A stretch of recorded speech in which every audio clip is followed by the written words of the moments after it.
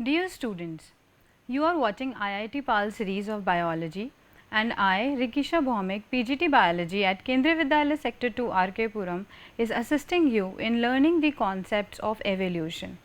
In our last two sessions, we have completed a major part of the evolution, and in this session, we will be learning more about some new concepts.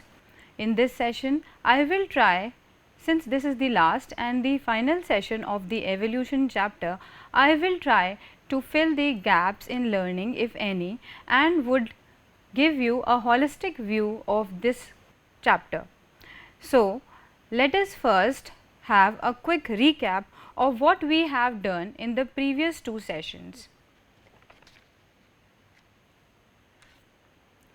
So, with the help of this concept map, you can see that we can recapitulate what concepts we covered.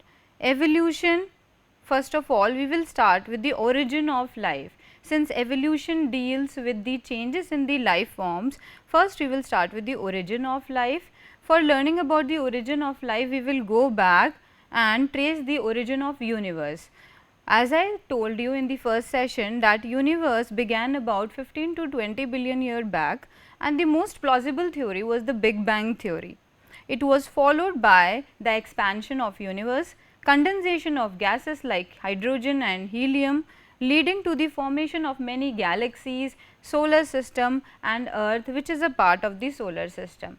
The hypothesis which explains this is the nebular hypothesis. Then we also traced how the first life form evolved. Earth evolved about 4.5 billion years ago and the first life forms evolved 4 billion years ago. The most plausible theory which explains how the life form was formed is the theory of chemical evolution.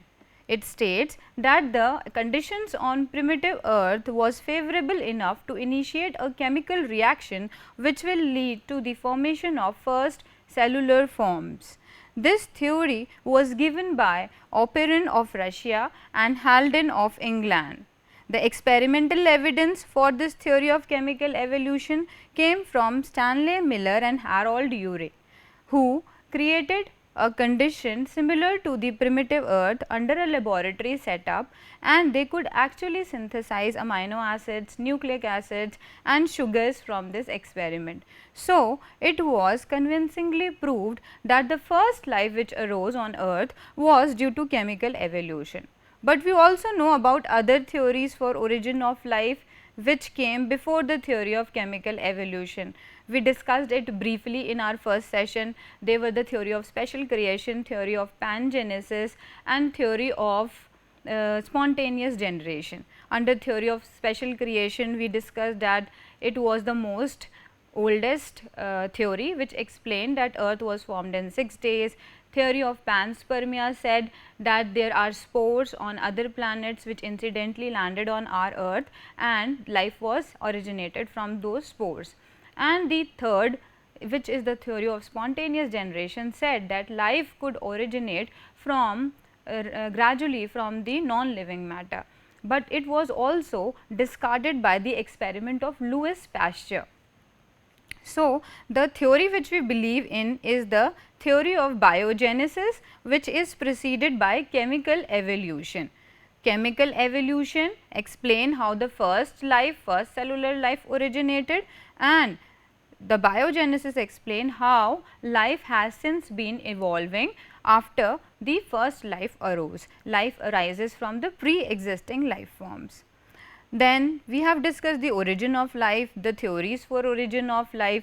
Once the life is formed, we will deal with the biological evolution. I told you that biological evolution majorly deals with how life forms has changed over a period of time, and the theories which explain this were given by certain eminent scientists. The first logical explanation for its mechanism came from Jean-Baptiste de Lamarck. This theory is also known as theory of use and disuse of organ, or the theory of acquired characteristics, theory of inheritance of acquired characteristic. The postulates of Lamarck was that an organism has need resulting from the need there can be modification of the old organs and new organs may be formed. If an organ is used continuously, it will highly develop. On the other hand, if an organ is not used at all, it will lead to its degeneration.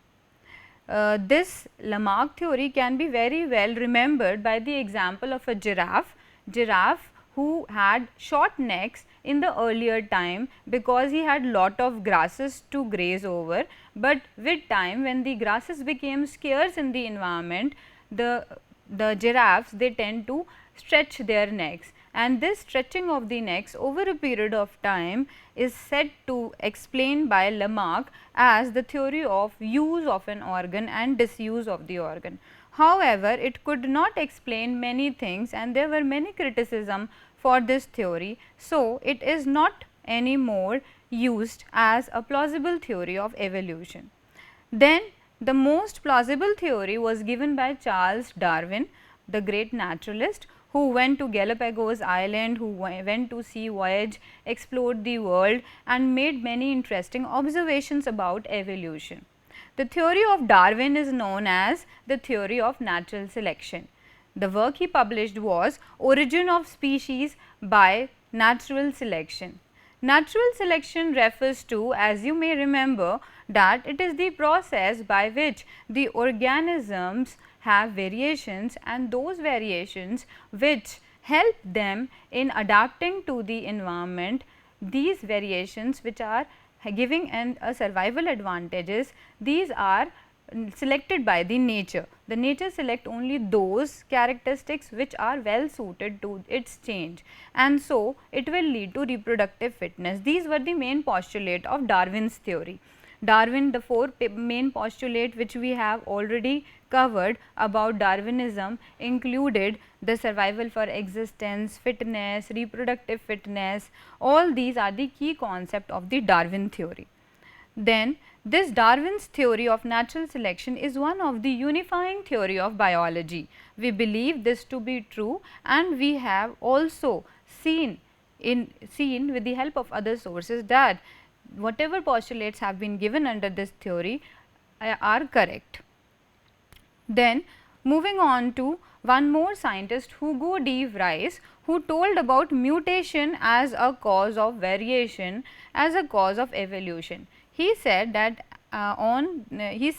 contrary to what Darwin told about natural selection, and Darwin told that natural selection is a slow and steady process, Hugo de Vries said that mutation is a sudden change and creates variation in the population leading to evolution. So, these were the three major theories about evolution, and the most we believe in is the Darwin's theory. We also acknowledge Hugo de Vries' mutation theory as the means of variation. Then, how do we know that evolution is taking place? Yes, we have evidences for evolution, and these evidences have come from varied sources. For instance, paleontology, it is the study of fossils. The fossils are the remains of the dead organisms which used to live in the past. So, by finding the fossils, if we happen to discover a fossil, we can find out its age by the method of radioactive dating technique or by correlating it with the geological strata in which the fossil has been found. So, accordingly, we can determine the age of the fossil and correlate the organisms which were found at that particular period. Then morphology and anatomy also give us the evidences of evolution. The homologous organs and the analogous organs are covered under this. Homologous organs are those organs which have same origin, same pattern of arrangement, but they have different function because they have adapted to different environmental conditions. On the other hand, analogous organs are those organs which may superficially appear similar because of the same kind of environmental condition, but their origin and their pattern of arrangement is very different from each other. So, under morphology, which is the study of external features, and anatomy, which is the study of internal structure of an organism, we can also find the evidences of evolution through the study of homologous organs and analogous organ. The next evidence comes from biochemistry. Biochemistry deals with the metabolic reaction, the biomolecules which are present inside the organism. These biomolecules can be compared, and those biomolecules which are more similar in organisms, if the biomolecules are similar in organism, they are showing similar properties, they are showing similar structure, that shows that they are related evolutionary. Embryology is the study of embryos. In the embryonic stages, similarities can be closely seen. If the organism of different groups are showing embryonic stages very similar to each other, if there is a resemblance, then we can conclude that these organisms are closely related. Connecting links are those organisms which are connecting one group to the another, and in this they show the features of both the groups. For example, viruses are said to be connecting link between living organisms and non-living organism. Euglena is also said to be a connecting link between plants and animals. Similarly, balanoglossus is a connecting link between chordates and non-chordates. Again, similar to the concept of connecting links, missing links are those links which are not found anymore. They are the transitional fossil form, which again show features of both the groups. Vestigial organs are those organs which have become rudimentary, but they were larger and functional in our ancestor. So, the vestigial organs also give us an evidence of the process of evolution. Then direct observation, there are many processes which we can directly observe and which give us an evidence of evolution. For example, man has been doing plant and animal hybridization programs and creating different breeds of plants and animals. This is a direct observation of evolution. In a period of 100 years, man has successfully produced many different breeds. So, if man can produce different breeds in a matter of 100 years, can't nature and the forces of natural selection not produce evolution or not show evolution? Similarly, direct observation can also be seen by the activities of man, which is known as anthropogenic evolution. The evolution which has been speeded up by the activities of man is known as anthropogenic evolution. Under this, the most important concept which you need to remember is about industrial melanism. Industrial melanism refers to a process by which the peppered moth, Biston betularia, the frequency of the peppered moth started showing a change. Industrial revolution was brought about in England in 1900. Before the industrial revolution, the white variety of the Biston betularia was more prevalent, but after industrial revolution, it was seen that the white moth declined, whereas the dark moth started increasing. Why? What was the cause? I told you earlier that the white moth was more in number before the industrial revolution, because there was no pollution in the surrounding. The bark were also lighter in color, the bark of the trees on which the moth could camouflage itself and protect itself from its predator. Lichens was also profusely growing over there. Lichen is a very good pollution indicator. If there is pollution, if the quantity of pollution is more, if the level of pollution is more, then lichens do not grow in such area. So, after industrial revolution, as you may be guessing that there was more pollution, and because of the pollution the barks also became darker, and also the lichens they started disappearing, because of which the dark colored moth was selected by the nature because of its advantageous variation to cope with the changing environment, and we see the phenomena of industrial melanism. Similarly, the resistance to antibiotics and the resistance toward chemicals, pesticide by the respective organisms is also a clear cut evidence of evolution, which has been speeded up by the activities of man. So, these are the evidences of evolution, and these are ample evidences. If such a question comes in your paper to elaborate about the evidences of evolution, I am pretty confident that you will be able to cite these reasons. Then we also discussed about the types of evolution. Evolution can be of two types, divergent evolution and convergent evolution. In divergent evolution, as the name suggests, the evolution starts from a point, from a common ancestor, and it radiates to other geographical areas, and according to those areas the organism, they tend to change in order to cope with the environment. So, divergent evolution leads to adaptive radiation. In order to adapt, they show changes, but they also are related with homology, because they had the common ancestor, and because of the common ancestor their origin and pattern of arrangement is similar, but the superficial adaptation is different. On the other hand, convergent evolution is just the opposite of divergent evolution. It can also be known as parallel evolution. When in a particular place there are many adaptive radiation, it is known as convergent evolution. Again, as the name suggests, convergent evolution will lead to convergence at a particular place. That means unrelated organisms may be combined, may be unified by a particular environment which requires similar kind of adaptation. So, when they adapt, when the differently related or the organisms which are not related to each other, they come to a place and they have to adapt to the environmental condition, and this type of evolution which occurs over a period of time is known as convergent evolution.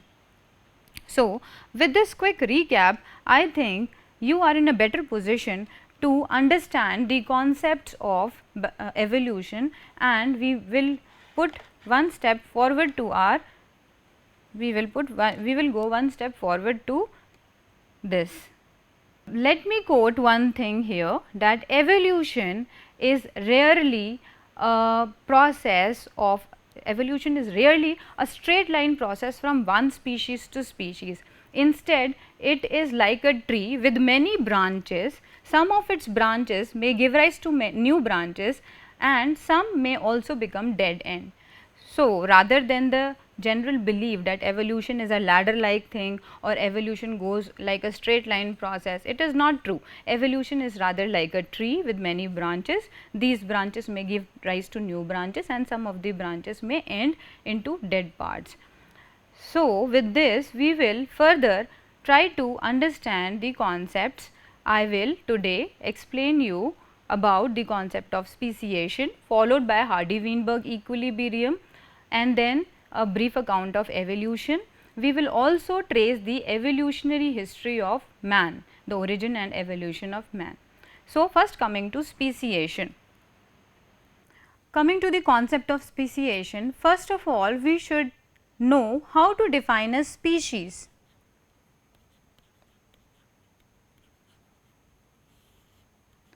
So, species, can we say that a group of similar organism in a population is a species? Yes, but not entirely. A species is actually a group of organism which may appear to be similar, but the most important criteria for being called a species is that they should potentially interbreed in nature. So, we can define a species as a group of similar organisms or member of a population, members of a population which can potentially interbreed in nature. That means that the most important criteria for being called a species is that their ability to interbreed and produce their offspring. So, here we can highlight this word interbreed. Species are those group of organisms which are able to interbreed potentially in nature, and the process of formation of a new species, the process of formation of a new species can be known as speciation, right? So, this species can be formed, for example, this is species 1, and if it forms a species 2 over a period of time because of accumulation of variations. You know that variations keep on accumulating with generation. So, because of the accumulation of variation, species 1 can lead to the formation of a species 2 which is entirely different from its ancestor. But this type of evolution is rather rare, as I said in the introductory lines that evolution is rarely a straight line process from one species to species 2, but it is more commonly a process which resemble a tree and it give rise to different lineages. So, like there will be branching and there can be species 1 and species 2 and this is the species 3 can be formed. But how? What has happened over a period of time so that this species has emerged from this species and this one also, but they are no more able to reproduce? In order to explain this, I will try to give you the concept of reproductive isolation. Reproductive isolation means a species can be formed, a new species can emerge from a group of homogeneous population if there is reproductive isolation. And how can reproductive isolation occur? By the method of geographical isolation. If the organism have a geographical barrier between them which is making them isolate from each other and they are not interbreeding with over a period of time, they will show reproductive isolation. For instance, if I give you an example of a population in which there are red colored organisms, in this population there are certain variants, these are the two variants.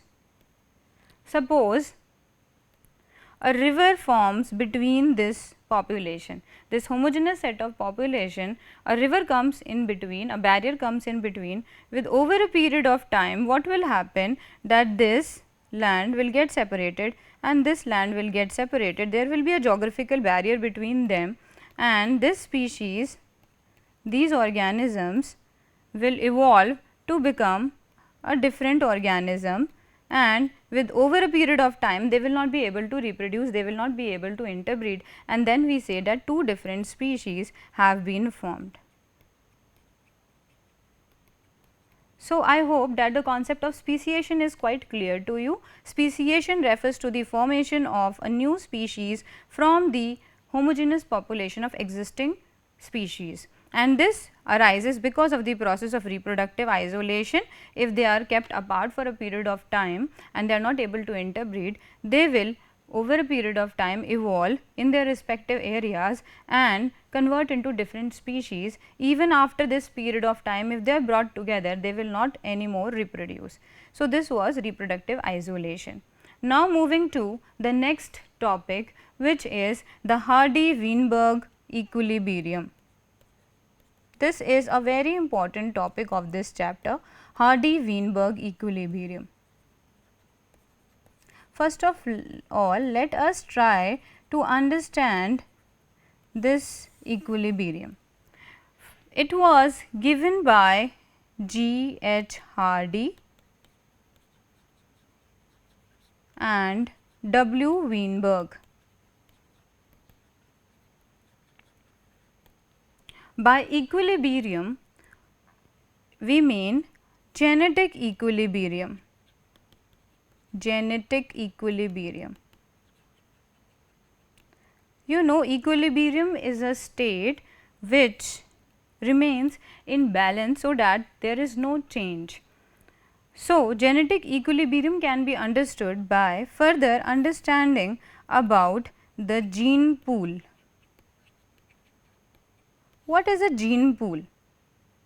Gene pool is the sum total of all the genes and their alleles in a given population. For example, if we take the blood group in humans, we know that the gene which is responsible for blood group is I, and it has the different alleles IA, IB and I. When we are doing population studies, we can very well observe all these three alleles. But we know that since in an organism, in a diploid organism, only two alleles can be present, the combinations which can occur are IA, IB, IA small I, IAB small I. So, these can be the combinations which can occur. So, the purpose of telling you this was, what is a gene pool? Gene pool is the sum total of all the genes and their alleles in a given population. Now, this equilibrium states that the frequency of occurrence of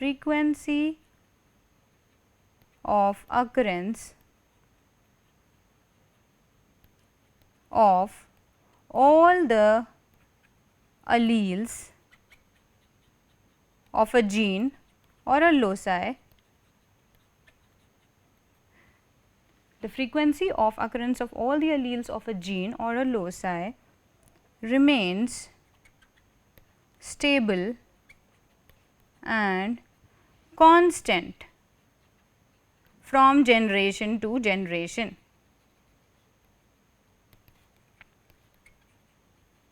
What does this suggest? That all the genes in a population will remain intact, and from one generation to next generation all the alleles of the genes will have the same frequency of occurrence.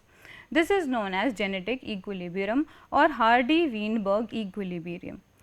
This also gives you a mathematical expression to find out the frequency of occurrence of different alleles of a gene. So, how can we find out the different frequencies of the alleles of a gene? If for instance, we are taking a diploid organism in which a gene is represented by two alleles A and small a, the frequency of occurrence of A can be supposed to be P, and the frequency of occurrence of small a can be taken as Q. Now, we know that the frequency of occurrence of A will become P square, because it will be the product of the frequency. A will be Q square, and a heterogeneous set of alleles will have PQ. But since we know that it is a diploid organism, so it will become 2PQ. We have seen the ratio 1:2:1. So, 1, this allele will be in one frequency, this will be AA and the heterogeneous one. Now, since in the equilibrium the frequency of occurrence of all the alleles is constant, we can say that the sum total of all these alleles should be equal to 1,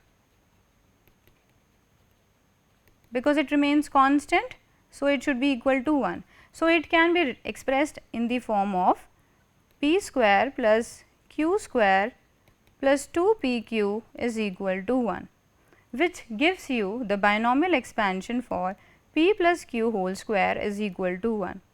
This is how we can represent the Hardy-Weinberg equilibrium.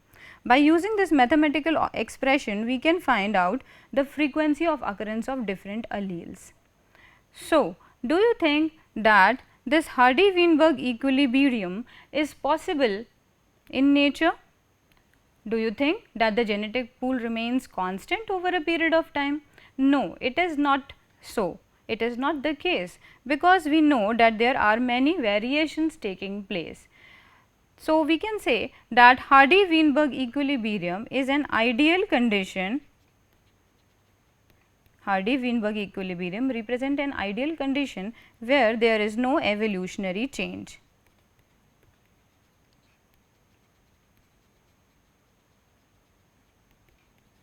Since the mathematical expression will help you in finding out the frequency of occurrence of the alleles, if we find that the frequency of alleles, the frequency of occurrence of allele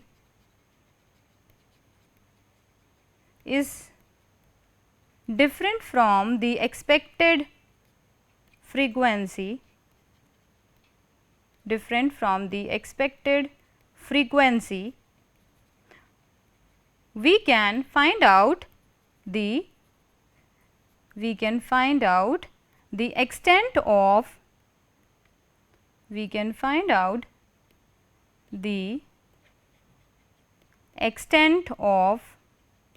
evolution. So, Hardy-Weinberg equilibrium states that the genetic pool remains constant from generation to generation, and he also gave the mathematical expression by which we can find the frequency of occurrence of alleles of different genes. Now, because of this equation, we can also determine the extent to which the frequency differs, and that will also help us in finding out the extent of evolution. So, what does it suggest? The Hardy-Weinberg equilibrium is a very important, is a very good method of determining the evolutionary extent. But as I said that this is not occurring in reality. Hardy-Weinberg equilibrium is not maintained because of certain factors which affect it. What are those factors? Factors which affect Hardy-Weinberg equilibrium? Let us see them. Number 1, there is gene flow or gene migration.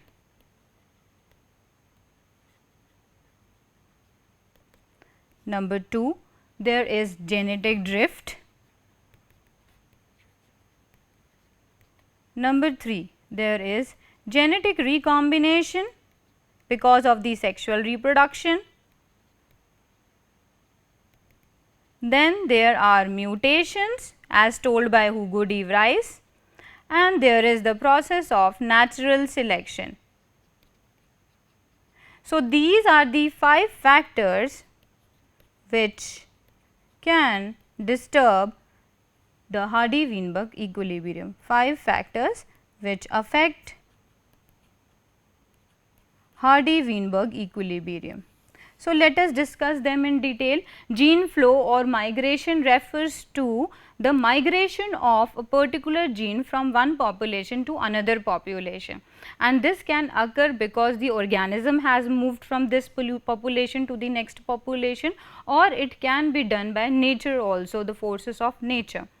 Genetic drift is also similar to gene flow, but it actually occurs accidentally, and it also occurs in a small population. The effect of genetic drift is seen only in small population.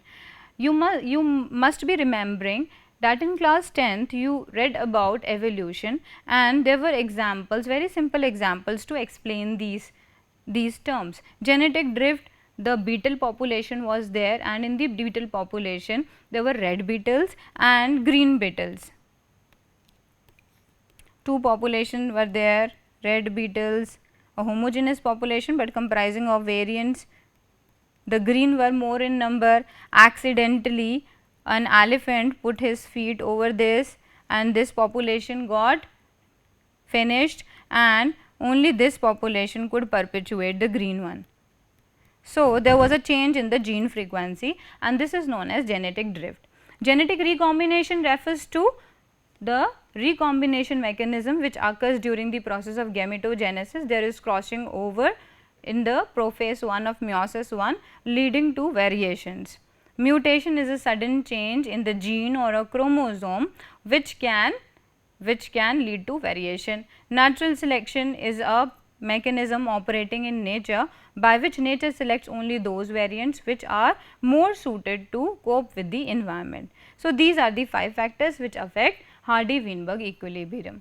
As we have seen that there are 5 factors which will affect Hardy-Weinberg principle. Coming to the last one, which is the natural selection, and you know about the process of natural selection, that the nature will select only those organisms which are in a better condition to adapt to the environment, and they will as a result show reproductive fitness and will be able to produce offsprings.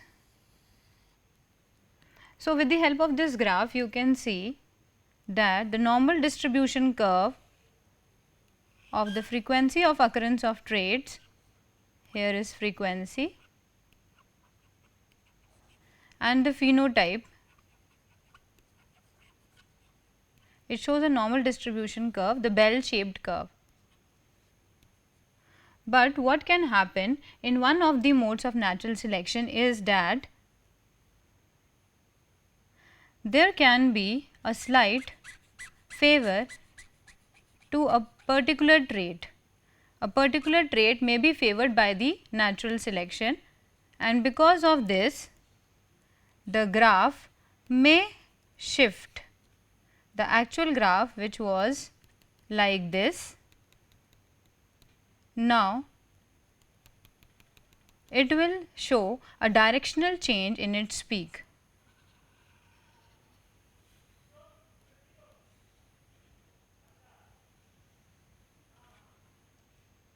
We see that the peak has shifted. This type of natural selection is also known as directional selection.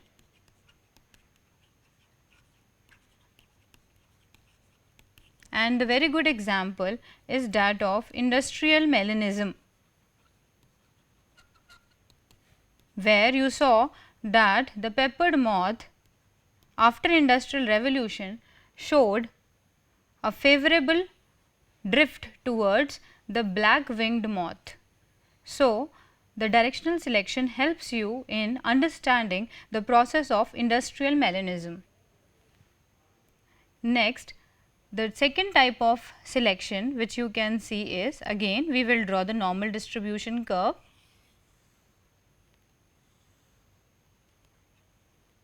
With the x and y axis frequency and the phenotype. Now, sometime nature will favor those traits which are at the nature will select those traits which are at the intermediate stage, and the extreme traits will be eliminated. So, there will be a cut from these two ends.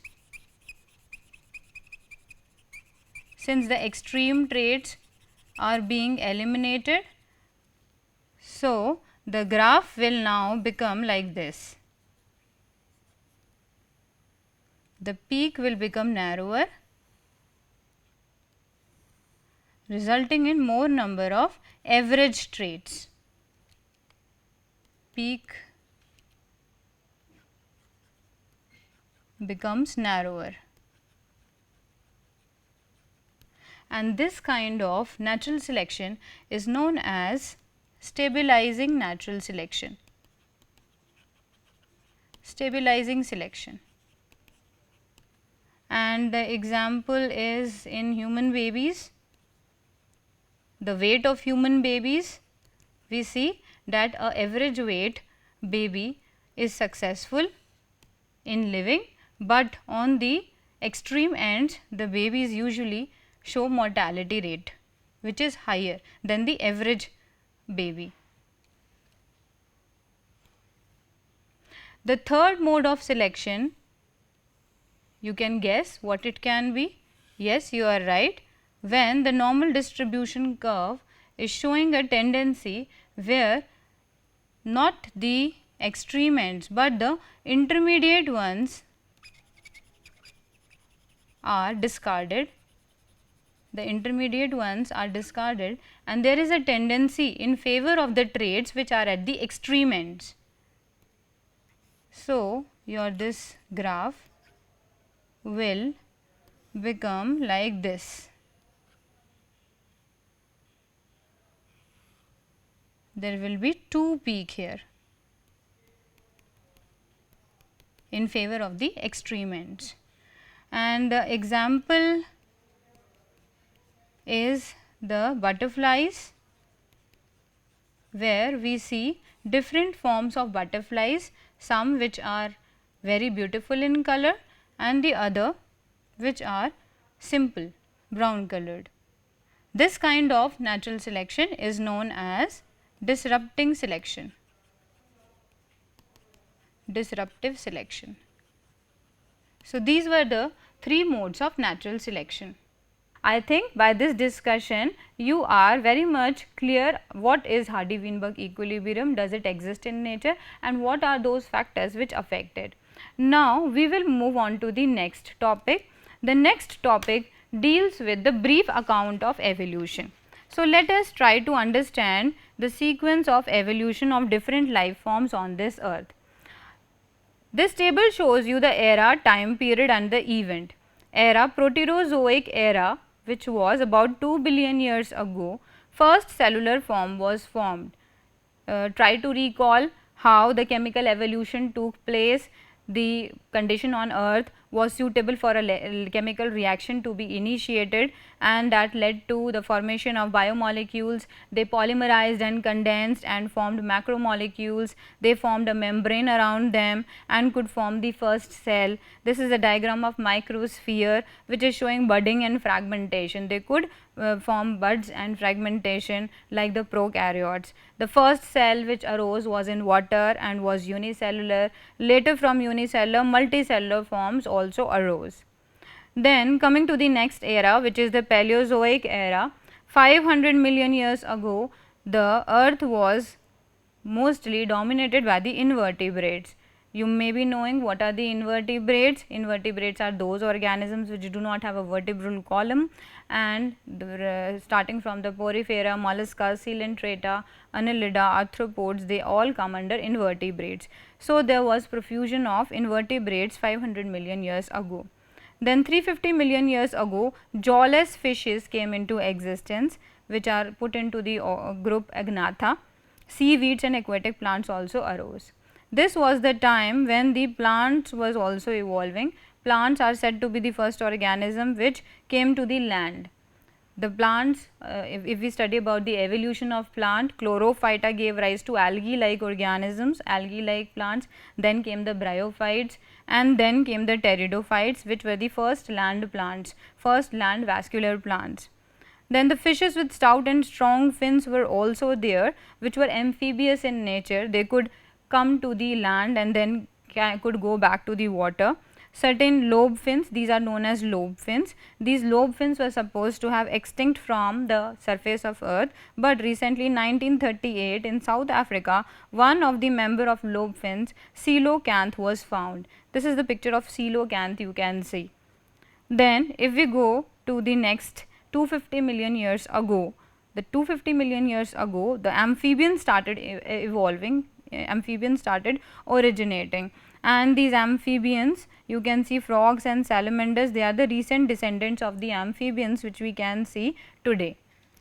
Continuing this to the next, what happened, the next era, which was the Mesozoic era, which was about 200 million years, it was dominated by reptiles. There were many different types of reptiles that time, land reptiles, usually dinosaurs, which were in various sizes, very large, small, different kind of dinosaurs were there on the land.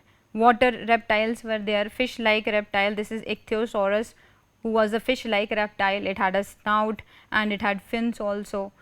Then the other reptiles like turtles, tortoises, crocodiles, they evolved later, and these are the most recent descendants of the reptiles. So, we are showing these in the form of a branches, because we know that evolution is not a process, is not a straight line process, but it is like a tree having different branches.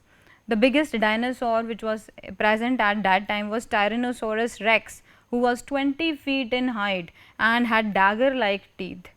But what happened in 65 million years ago? About 65 million years ago, there was a sudden disappearance of dinosaurs. Giant ferns also fell down, and they have turned into the coal deposits which we are using today.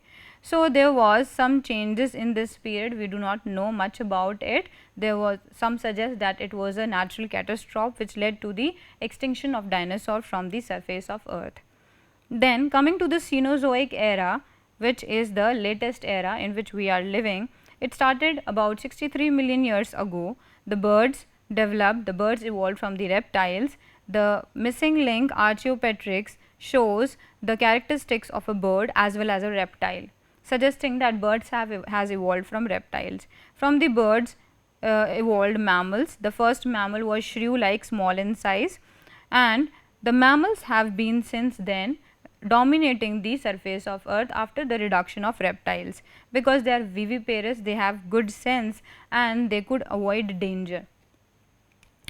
In South America, the ancestral forms of horse, hippo and bear has been found. This shows that these mammal forms also started originating at this time.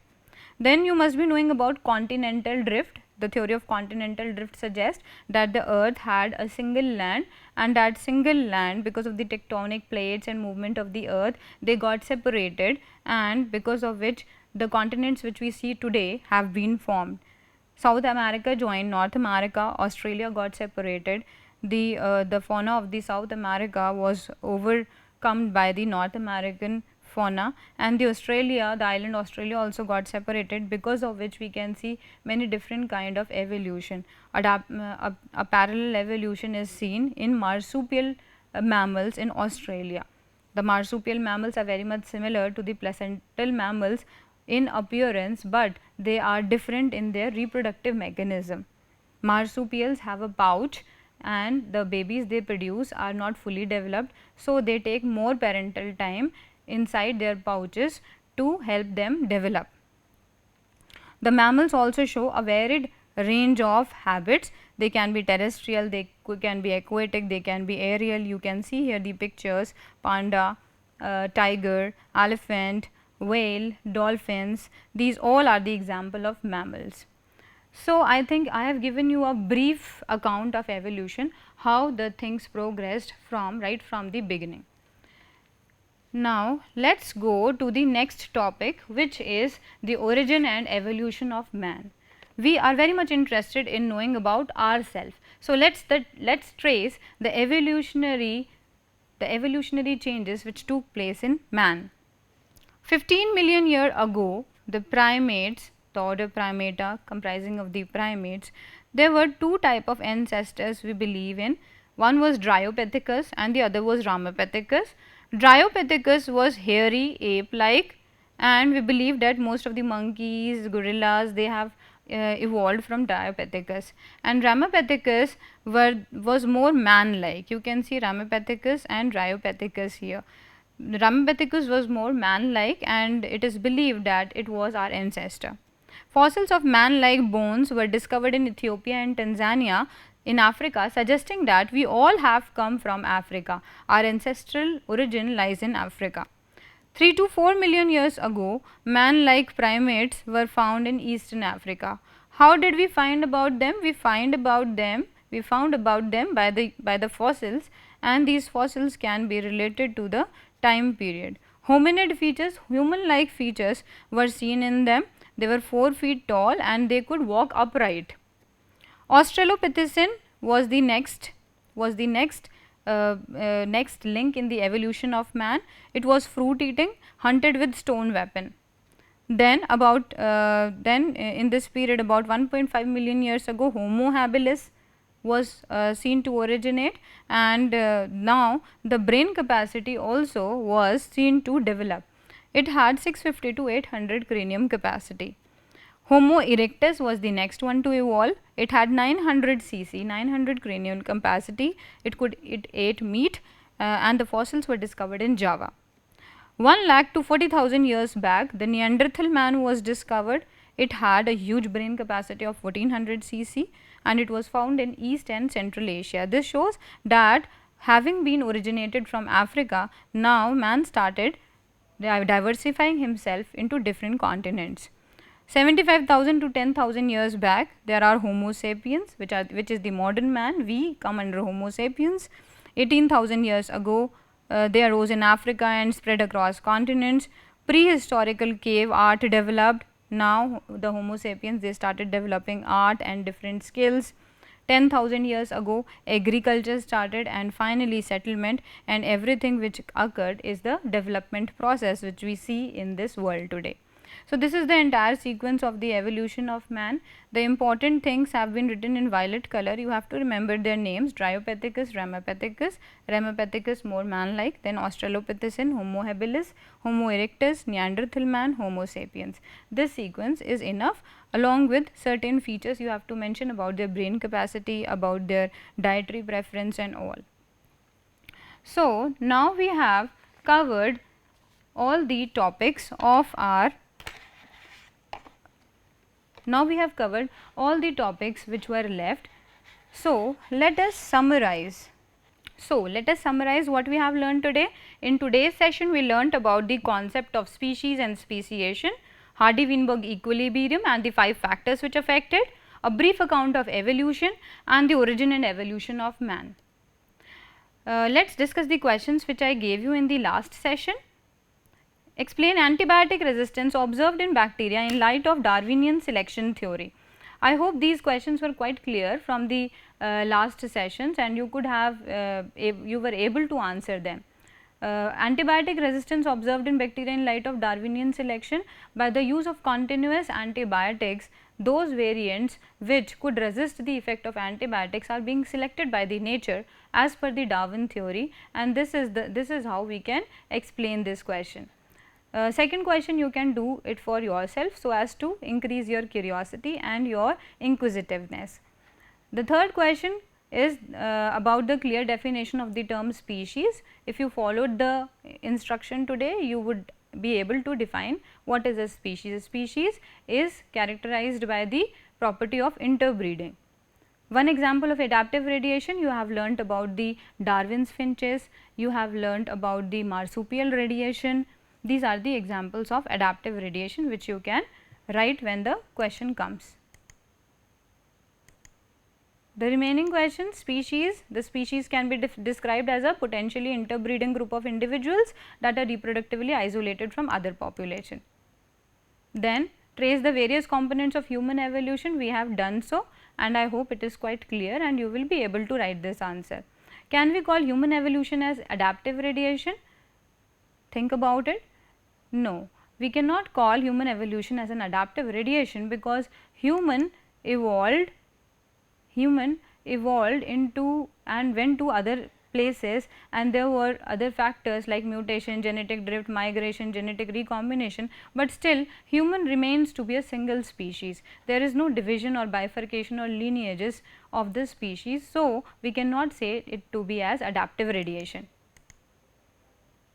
Trace the evolutionary stage of an animal. Horse, we can briefly describe about the evolutionary stages of horses. Eohippus, which was found in North America, was 60 million years ago. It was the size of about a fox and had 4 toes. It was very small in size, the horse. Then came the Mesohippus, which was about 40 million years ago. It was the size of a goat and had 3 toes on each feet. So, we will be observing that its size is decreasing over a period of time, and the number of toes on the foot is declining in order to give it the present form. Merychihippus, which arose 35 million years ago, it was the size of an ass and could run on 1 toe. Then came the Pleohippus, which is about 20 million years ago, and then the modern horse Equus, which is 5 lakh years ago, and Equus has 1 toe on each forefoot and hind foot. So, this is the way the horse evolved over a period of time. Now, let us evaluate. These questions I have selected for you in order to develop a confidence that after following these 3 sessions, you will be able to successfully clear the entrance examination. If any question from this topic comes, you should be confident enough to solve them. These questions have been taken from past year entrance examination papers. Homologous organs indicate convergent evolution, parallel evolution, common descendant. Yes, you are right. Homologous organs indicate common descendant. One of the important consequences of geographical isolation is, what can be the important consequence? We have studied that geographical isolation leads to a barrier resulting in reproductive isolation and formation of a new species. So, the D option is right here, speciation through reproductive isolation. Next question, what is meant by Darwin fitness? the ability to survive and reproduce? I told you that fitness essentially meant reproductive fitness. If an organism is able to adapt and increase its offspring, increase its progeny, then it is said to be fit. So, the A option is right here, the ability to survive and reproduce. What is common to whale, seal and shark? Whale is a mammal, seal is also a mammal, but shark is a fish. So, all of these are living in one common habitat, that is water. So, we can say that all these are showing convergent evolution. D is the correct option, convergent evolution. Chemical reactions could have converted simple organic compounds into dash for the origin of life. I told you about the theory of chemical evolution, where we saw how simple organic compounds got converted into macromolecules. So, the correct option is D, macromolecules. With this, I hope that I was able to give you a holistic view of this chapter. And if you remember, in my introductory session, I gave you certain questions. The first question was, what is life, how did it originated, and what lies ahead. With these sessions on evolution, session 1, 2 and 3, which completes your chapter 7 evolution of class 12 NCERT, I hope that you are now in a better position to understand what is life, how it originated, and you can use your imaginative and creative faculties to think what will happen in future. With that note, I thank you very much.